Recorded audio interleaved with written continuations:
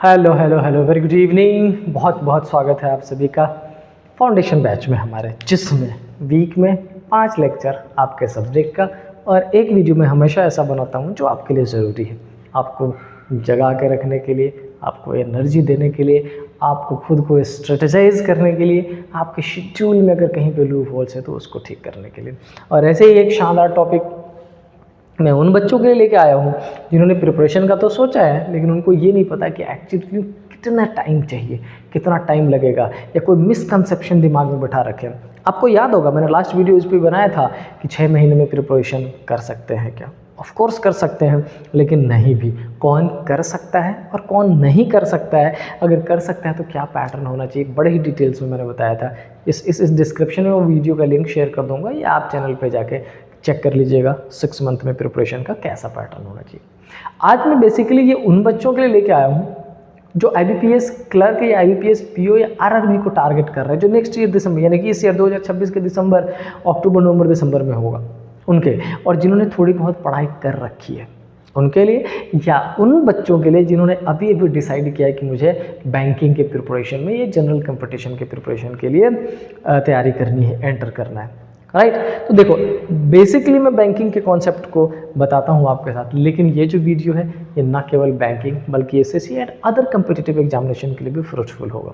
तो आइए मिलते हैं, but before diving deep I request कि अगर चैनल पे कंटेंट अच्छा लग रहा है और आपका मन है कि ऐसे वीडियोस बनते रहें, चैनल को शेयर करें, सब्सक्राइब करें, मोटिवेशन मिलता है, काम करने में और मज़ा आता है और एनर्जी से, ठीक है। क्या ये banking exams 2026 the 12 month domination plan from foundation to selection your tactical road map, आखिर क्या है, इसको थोड़ा ध्यान से समझिए। जो बैंकिंग का एग्ज़ाम है बेसिकली आपसे क्या डिमांड करती है, और मैं क्यों बताने जा रहा हूँ। मैं 4 इयर्स तक प्रिपरेशन में जोन था, तब जाके कहीं सक्सेस की तरफ बढ़ा। 4 इयर्स टाइम लगा समझने में मुझे, क्यों? क्योंकि अपने आसपास वैसे पर्सन्स कम थे जो ये बता पाए कि क्या डिमांड करती है। खुद से सिलेबस को समझना। आप ऑफलाइन मुखर्जी नगर में जाता था, मैं ऑफलाइन कोचिंग सेंटर में कोचिंग लेने, मैं कोचिंग लेता था, वहाँ पर जाने के तुरंत बाद ही वो मैथ्स का शॉर्ट ट्रिक पे बैठे बैठे क्वेश्चन बताना शुरू कर देते थे। हमें लगता था हो टीचर तो बड़ा शानदार है भाई, 30 सेकंड में क्वेश्चन सॉल्व कर दे रहा है, अरे वो टीचर कर दे रहा है, हमें कैसे हो। या हमें वो जब शीट बना के दिया जाता था, उस शीट में क्वेश्चन वैसे ही दिए जाते थे जो उस पैटर्न पे सॉल्व हो जाए, थोड़े बहुत नंबर्स चेंज कर दिए जाते थे उस पैटर्न पे। हमें ये तो बताया ही नहीं जाता था कि पैटर्न चेंज हो जाए, लैंग्वेज चेंज हो जाए, नंबर चेंज हो जाए तो आपने क्या करना है। वो तो हम तब कर पाते जब अपन मैथ्स का बेसिक समझते। मैथ्स में अपना डब्बा वैसे ही गोल था पूरी तरह। बड़ा टाइम लगा, बहुत टाइम लगा। आपको वो टाइम ना लगने दो, इसके लिए कोशिश रहती है मेरी। तो ये जो 12 महीने का रोड मैप है, एक प्लान है ना, उसका शुरुआत का 3 मंथ्स जो है ना, वो एक ऐसा कॉन्क्रीट प्लान के साथ होना चाहिए जिसमें आपको कोई टाइमर वाला अटेम्प्ट करने की ज़रूरत नहीं है, शॉर्ट ट्रिक पढ़ने की ज़रूरत नहीं है। आपको बेसिक्स से हर चैप्टर को अच्छे से समझने की ज़रूरत है। और अगर आपकी क्लास में, आपके बैच में कोई ऐसा बच्चा हो, लड़का हो या लड़की हो, डजंट मैटर, अगर वो ये कहता है कि सर शॉर्ट ट्रिक से पढ़ाइए, तो अगर आप टीचर है तो मेरी रिक्वेस्ट है, आप अगर मेरे बच्चे हैं तो भी रिक्वेस्ट है, उसको उठा फेंको। आपका पहले बेसिक समझना ज़रूरी है। 3 मंथ्स में कॉन्सेप्ट क्लियर करिए। आज बैंकिंग का एग्जामिनेशन बहुत ज़्यादा इम्प्रोवाइजेशन के दौर से गुजर चुका है, जहाँ पर एक भी ऐसा क्वेश्चन नहीं पूछा जाएगा जिसको शॉर्ट ट्रिक से आप सॉल्व कर दो। बट आज के क्लास में भी बच्चे जब मेरे पास आते हैं, पजल पढ़ा रहा हूँ, सिटिंग अरेंजमेंट पढ़ा रहा हूँ, इनफैक्ट सीलॉग्स पढ़ा रहा हूँ, उनको ये लगा सर कुछ तो ऐसा बता दो कि ऐसा करे हो जाए। मैं कहा बेटा ऐसा करे यही होगा। बोले पापा को इतना बड़ा एक बना है तुम्हारे लिए, अलग ही तुम्हारे लिए बैंक ओपन कर दे, वहीं पर जाके ऐसा कुछ हो सकता है, अदरवाइज नहीं होगा। तो आपका बेसिक 3 मंथ्स ये होना चाहिए। आइए देखते हैं डिटेल में, मैंने सारी चीज़ें इन्फॉर्मेशन लिख रखी है। स्टेटस ब्रीफिंग में most aspirants fail not due to lack of talent but lack of a road map. ये बेसिकली यही बताना चाह रहा था मैं। 3 महीना basic information, A to Z chapters आपको पता हो, कितने चैप्टर से ज़्यादा क्वेश्चन आ रहे हैं, कितने चैप्टर से कम आ रहे हैं, ये पता तो हो, लेकिन पढ़ना आपको सारे टॉपिक से बेसिक से, बिना शॉर्ट ट्रिक पे जाए हुए, टच ही ना करो। समझ रहे हैं? अगर ये आपको समझ आता हो तो आपको फिर ये समझ आने लगेगा कि अगले 3 मंथ्स में क्या करने की ज़रूरत है, बहुत इंपॉर्टेंट है बेटा। आपको अपने आप को क्लियर रखना माइंड में कि मुझे इस पर्टिकुलर पॉइंट ऑफ टाइम पे क्या करना है, तो आप फाइनली वहाँ तक पहुँच जाओगे जो डिमांड करती है। क्या देखिए, concept clarity, practice speed, mocks, a sequential approach to mastery, you can not skip steps. आप समझिए कॉन्सेप्ट क्लैरिटी क्या बोल रहा हूँ, वही जो पिछले 3-4 मिनट से रट रहा हूँ मैं। आप स्टार्टिंग में बेसिक समझिए, न्यूज़पेपर पढ़िए, रीजनिंग के अच्छे क्वेश्चंस लगाइए, चैप्टर वाइज बिना शॉर्ट ट्रिक के। प्रैक्टिस, इसका मतलब ये कि अगर आप ऑफलाइन में, ऑनलाइन तो मैं सजेस्ट ही नहीं करूँ, भले मैं पढ़ा ऑनलाइन जरूर रहा हूँ, लेकिन ऑनलाइन में मैं बिल्कुल सजेस्ट नहीं करता हूँ कि आप ऑनलाइन से किसी भी चीज़ को कॉन्सेप्ट क्लैरिटी के हिसाब से पढ़ना शुरू करें। नहीं, आप ऑफलाइन कोचिंग ले, वहाँ पर डिटेल रहें, सामने 1-to-1 पूछें, सामने, अलग ही बात होती है। प्रैक्टिस नंबर ऑफ क्वेश्चन, जो चैप्टर पढ़ रहे हैं 100 क्वेश्चन लगा दें, सारे के सारे सॉल्व हो जाए, आपकी बल्ले बल्ले। नहीं सॉल्व हो रहा हो तो डाउट के लिए टीचर बैठा है सामने, जाके बैठ के सॉल्व करवाइए ऑफलाइन। स्पीड, ये तब जो आप फर्स्ट 3 मंथ्स और दूसरा 3 मंथ दोनों कंबाइन कर लोगे, उसके बाद इस पे एंटर करेंगे। मैंने इसमें आपको बता रखा है, स्पीड लाने का डजन मैटर कि सिर्फ ऑनलाइन टेस्ट लगाते रहो, नो, ऑफलाइन लगाइए। मैंने आपको क्या बताया था, ऑफलाइन टेस्ट में पहले आपके रीजनिंग का 35 क्वेश्चन है, लग जाने तो 35 मिनट पूरा क्वेश्चन अटेम्प्ट करो, फिर धीरे धीरे धीरे धीरे धीरे धीरे 33 minute, 30 minutes, 25 minutes, 20 minutes, 20 minutes में 30 क्वेश्चन अटेम्प्ट, 30 करेक्ट। ये पैटर्न होना चाहिए। इनफैक्ट मैं तो अपने बच्चों को बताता हूँ कि आपके पास 20 मिनट्स भी नहीं, आपके पास 18 मिनट्स होता है ना। आगे मॉक्स लगाएंगे, ऑनलाइन नहीं, पहले ऑफलाइन देन ऑनलाइन की कंडीशन। दिमाग में ये कॉन्सेप्ट क्लियर होना चाहिए। नेक्स्ट देखिए, ये क्या लिखा हमने, फाउंडेशन बिल्डिंग के लिए क्या है ये, और आखिर यही क्यों मैंने लिखा है। फेज 1, बहुत एक्टिव होने की ज़रूरत है। 4 to 5 hours daily study protocol. देखिए ये जो स्लाइड मैंने बनाया है ना, इसमें कुछ भी ऐसा नहीं है जो आपको मोटिवेट करे। मैं बस आपको ये चाहता हूँ कि एक प्रैक्टिकल रोड मैप दे पाऊँ। आप एकदम से एवरेज बच्चे हैं, बिल्कुल मैथ्स नहीं आती, रीजनिंग समझ नहीं आता, इंग्लिश तो वैसे ही एकदम डब्बा गोले बाउंसर की तरह चला जाता है।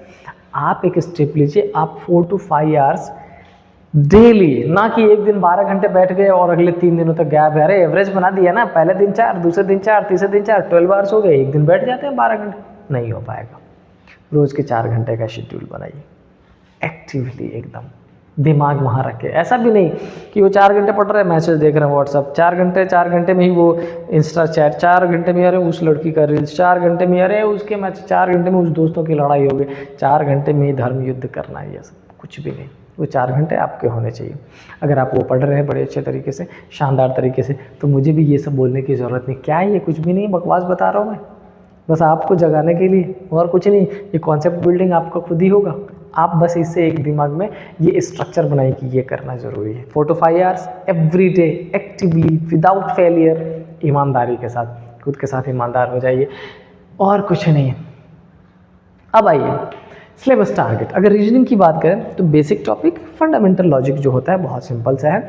आपको कोई भी एक बेहतरीन वो टीचर मिल जाता है ऑफलाइन में, जिससे आप 100% डिपेंडेंट हो जाइए। वो जो पढ़ाता है वो पढ़िए, जो शीट देता है वो सॉल्व करिए, वहीं तक रुके मत रहिए। एक्स्ट्रा शीट आजकल ऑनलाइन बतेरे अवेलेबल है, डाउनलोड कर लीजिए PDF, पूरा क्वेश्चन लगा दीजिए, जाके डाउट्स क्लियर करिए।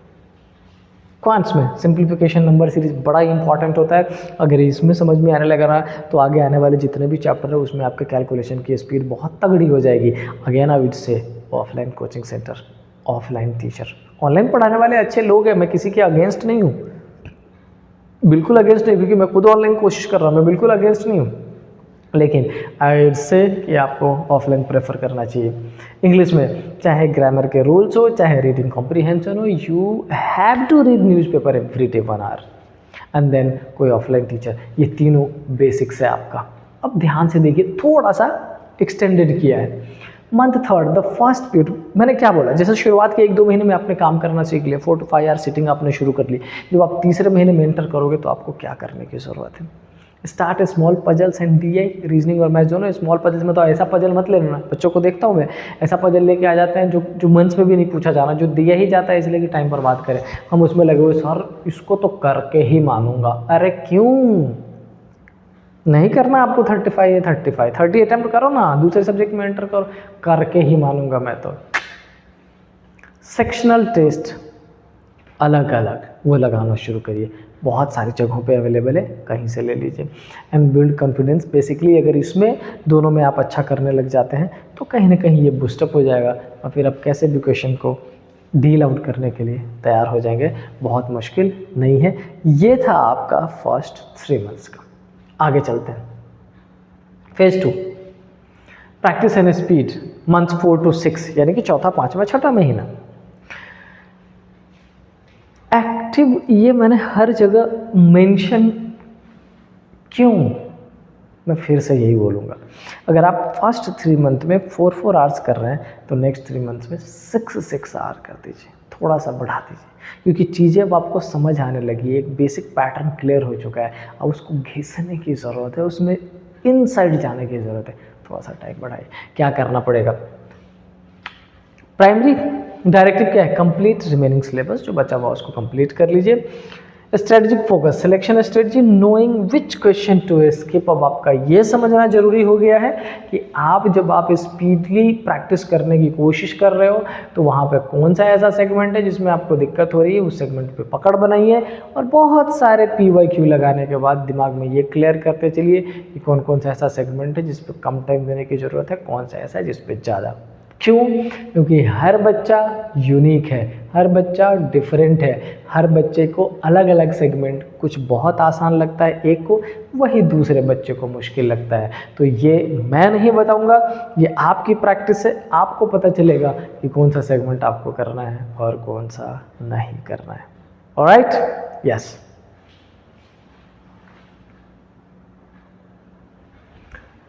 चले अब थोड़ा ध्यान से देखिए क्या लिखा है। वीकली रूटीन बहुत इंपॉर्टेंट है। आप मंथली रूटीन बना लेते, वीकली बना लेते, डेली का बना लेते, आपका वीकली रूटीन होना चाहिए जिसका एनालिसिस हर संडे आप करो, है ना। अरे जिस टाइप को प्रोफेशनल लाइफ में एंटर करने की कोशिश कर रहे हो वो अभी से जियो ना। मंडे टू सैटरडे पढ़ाई करिए, संडे को एनालिसिस करिए, फ्री टाइम एंजॉय। कैसा समझिए। First 2 pre mock, pre week, inter, बकवास वर्ड है, दे दिया गया है, इंपॉर्टेंट ये है 1 2 प्री मॉक्स पर वीक, हर वीक में 1 से 2 आपको लगाना चाहिए। सेकेंड जो 4 to 6 मंथ का है उसमें आगे बढ़ने वाला है। Critical 2 to 3 hours mock analysis inter. अब देखो मैं एनालिसिस पे, मैं ऑफलाइन में भी एनालिसिस में, ऑनलाइन पे भी जोर ज़्यादा इसलिए देता हूँ ताकि आपको ये पता होना चाहिए कि आपने 35 क्वेश्चन अटेम्प्ट किया है तो किस में कितने टाइम लगे, कौन इजीली अटेम्प्ट कर पा रहा है, कौन सा मुश्किल लग रहा है, कौन सा हो ही नहीं रहा है। ये एनालिसिस करोगे तो आपकी प्रिपरेशन किस स्टेज पे पहुंची है ये समझना आसान हो जाएगा आपके लिए।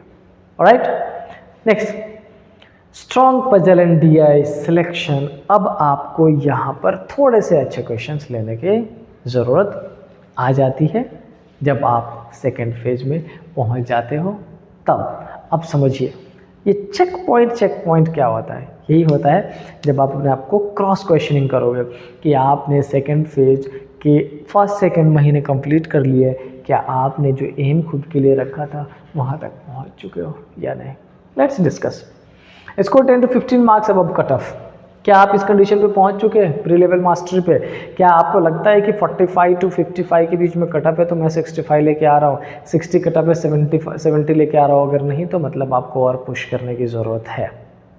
और अगर आप वहाँ तक पहुँच पा रहे हैं इसका मतलब आपको स्पीड बढ़ाने की और ज़रूरत है अच्छे क्वेश्चन के साथ। अब आप क्वेश्चन का लेवल अपग्रेड करिए, अपने आप के स्कोर डाउन हो रहा होने दीजिए, लेवल अपग्रेड करिए क्वेश्चन वाइज। समझ रहे हो?